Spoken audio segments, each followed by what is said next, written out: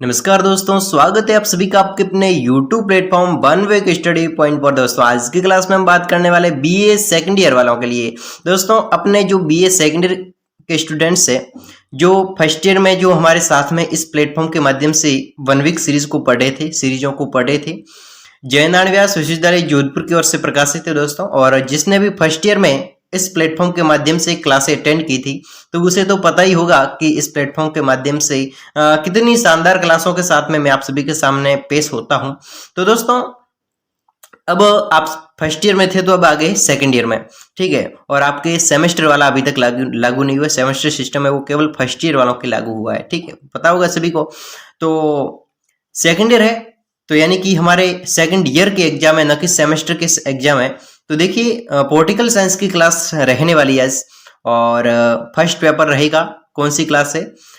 Political science का first paper रहेगा। और दोस्तों इसमें फर्स्ट पेपर तो वही रहेगा। अगर कुछ डाउट हो तो आप कमेंट सेक्शन में जरूर मुझे बताइएगा ताकि पता चले। और अगर आप थर्ड ईयर के स्टूडेंट्स हैं तो दोस्तों कमेंट के हिसाब से थर्ड ईयर की सीरीजें भी इसी प्लेटफॉर्म के माध्यम से स्टार्ट करवाई जाएगी, ठीक है।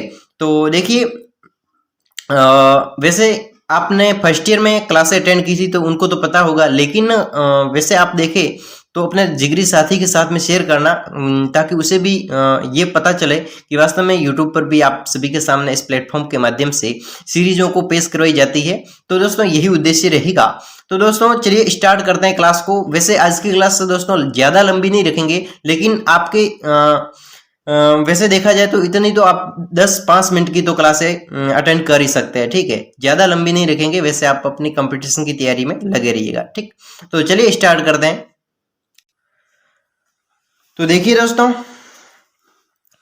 तुलनात्मक शासन एवं राजनीति, जयनारायण व्यास विश्वविद्यालय जोधपुर के लिए बीए सेकंड ईयर राजनीतिक विज्ञान फर्स्ट पेपर लघुत्रात्मक प्रश्नों के साथ में क्लास को स्टार्ट करेंगे। देखिए तुलनात्मक राजनीति का जनक किसको कहा जाता है?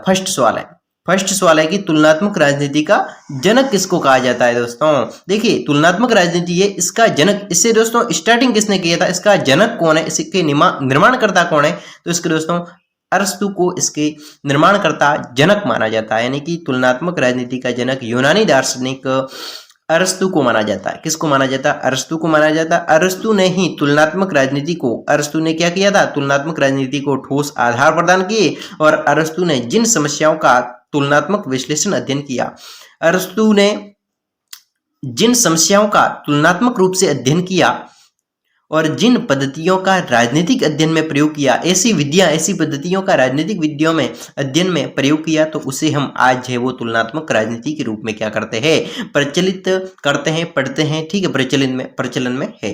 दोस्तों ये फर्स्ट सवाल था। तुलनात्मक राजनीति का जनक अरस्तु को बोलेंगे। और अरस्तु को क्यों बोलेंगे? क्योंकि अरस्तु ने तुलनात्मक राजनीति को ठोस आधार प्रदान किया और इसमें अनेक विधियों के माध्यम से राजनीतिक अध्ययन का क्या किया था?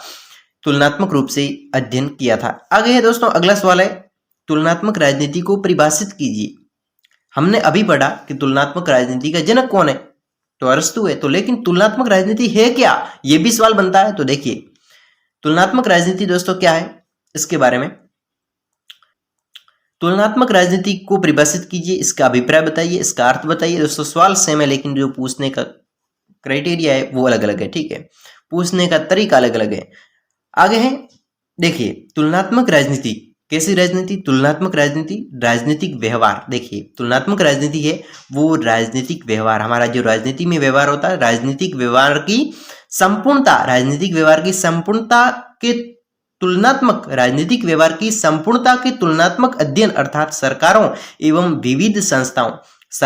एवं विविध अलग अलग प्रकार की संस्थाओं एवं प्रक्रियाओं का तुलनात्मक। अब कोई भी सरकार है, ठीक है, वो सरकार की प्रक्रिया, सरकार में होने वाली क्रिया और संस्थाओं में होने वाली क्रिया, सरकार एवं विविध प्रकार की संस्थाओं एवं क्रियाओं का तुलनात्मक अध्ययन होना क्या होगा? तुलनात्मक राजनीति होगा। लेकिन हम इसको दूसरे शब्दों में बोले तो क्या कहेंगे? तुलनात्मक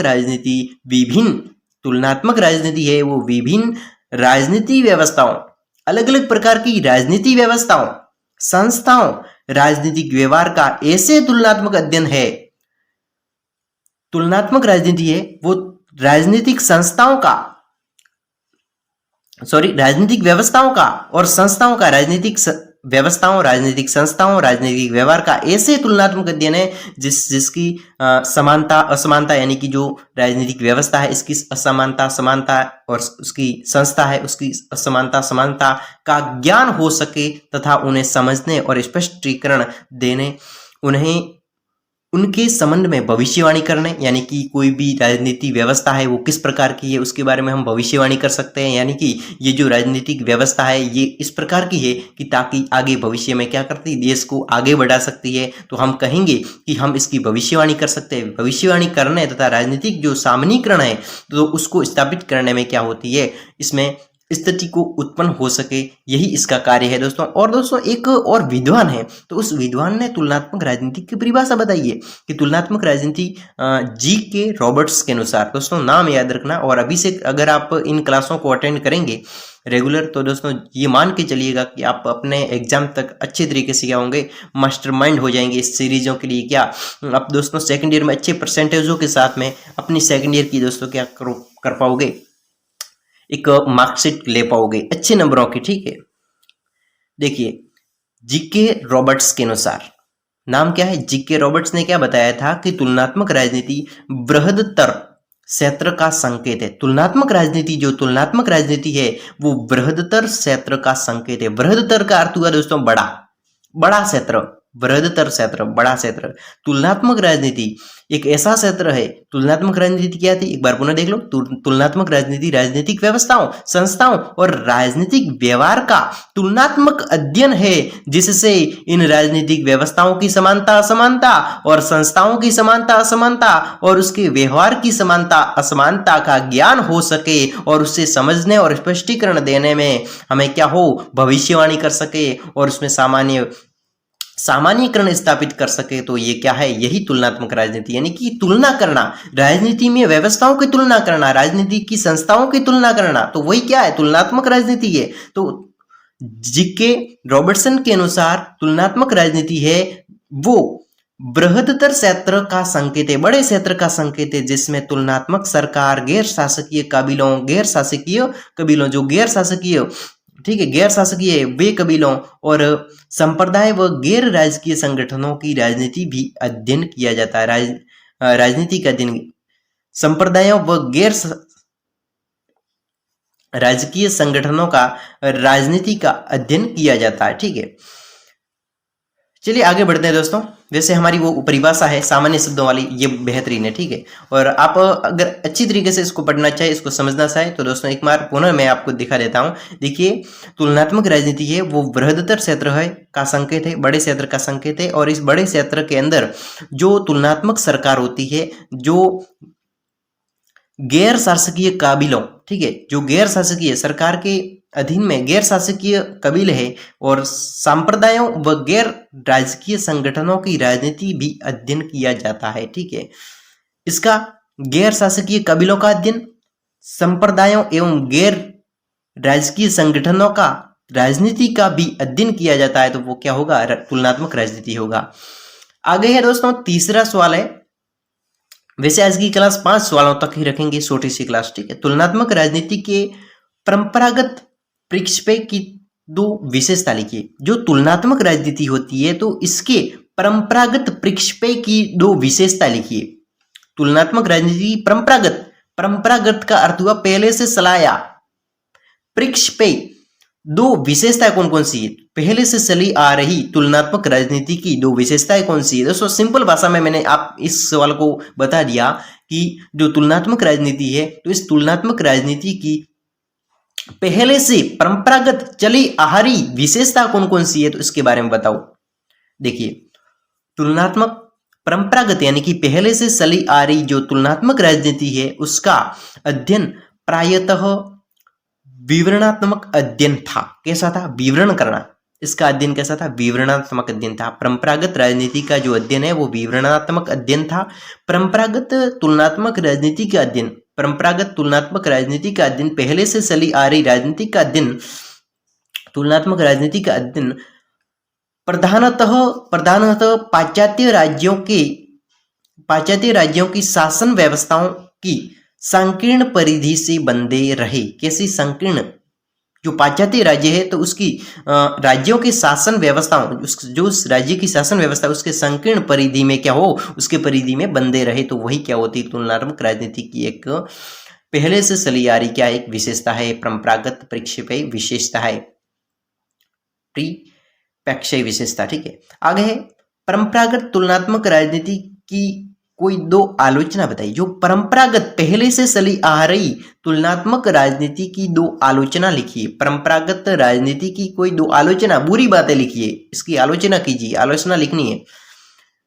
परंपरागत दृष्टिकोण के अंतर्गत, जो परंपरागत दृष्टिकोण है, पहले से चला आ रहा दृष्टिकोण है, तो उसके अंतर्गत केवल नाम मात्र की तुलनात्मक अध्ययन किया जाता है। कैसा? नाम मात्र की तुलनात्मक, नाम मात्र का, केवल थोड़ा बहुत नाम मात्र का तुलनात्मक अध्ययन किया जाता है।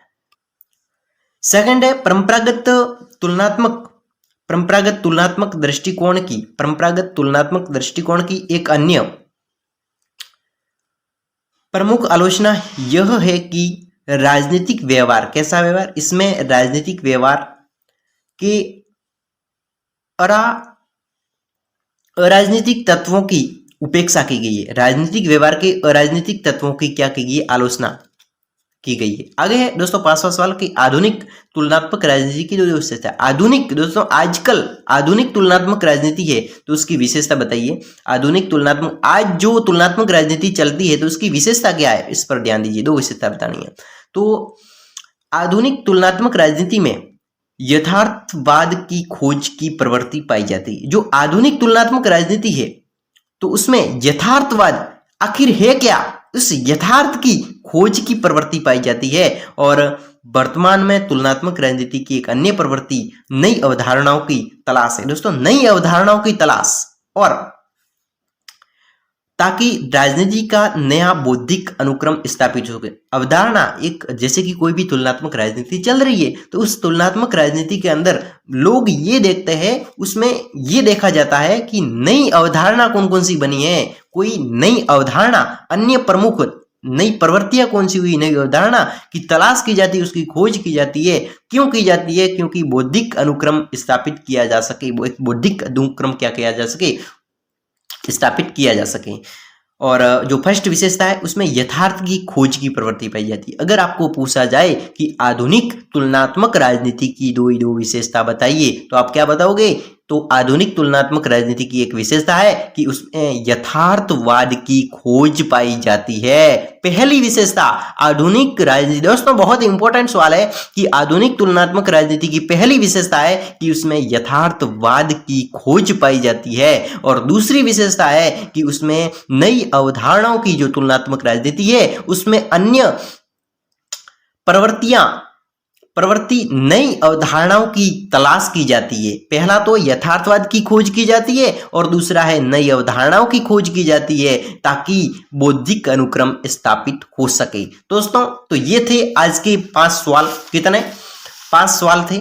और इसी प्रकार से हम नेक्स्ट क्लास में 5 सवालों को कंप्लीट करेंगे अच्छी तरीके से समझा कर। दोस्तों, इस प्रकार से क्लासें अटेंड करते रहे, और ताकि क्या है कि जब तक एग्जाम हो तब तक हमारी ये क्लासें हो सके। ठीक है, अच्छे तरीके से हमारी इस कंप्लीट सीरीज को पढ़ेंगे। तो अपने दोस्त के साथ में, अपने जिगरी साथी के साथ में, कॉलेज ग्रुप के साथ में जरूर शेयर कीजिए। और दोस्तों, वीडियो को लाइक जरूर कीजिए और छोटा सा कमेंट जरूर वीडियो के नीचे कीजिएगा ताकि मैं इसी प्रकार से आगे मोटिवेट हो सकूं। तब तक के लिए आपके अपने दोस्त को अनुमति देवे। धन्यवाद। एक नई वीडियो के साथ में, नए प्रश्नों के साथ में वापस पेश होऊंगा आप सभी के सामने। तब तक के लिए धन्यवाद।